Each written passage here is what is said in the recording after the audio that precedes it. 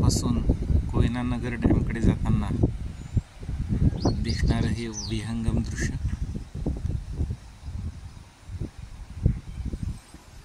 बहुधा ही कोयना नदी असावी। आणि हे हॉटेल जिथं आम्ही राहतोय, हॉटेलच्या बॅक साईडला ही नदी आहे। नदीवर हा असा ब्रिज आहे आणि ब्रिजवर सकाळच्या वेळेस फिरायला आलोय मी।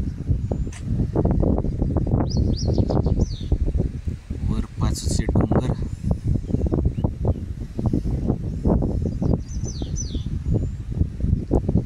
ज्याने धुक्याची चादर उडली।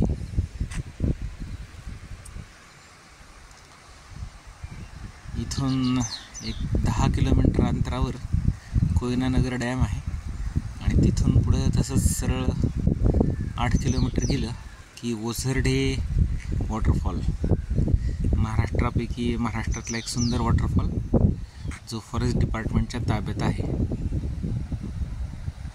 तिथं आज जायचं आहे। तिथून अजून 3-4 पॉईंट आयडेंटिफाय केलेले आहेत आणि मग 2 दिवस इथंच एन्जॉय करायचं आहे।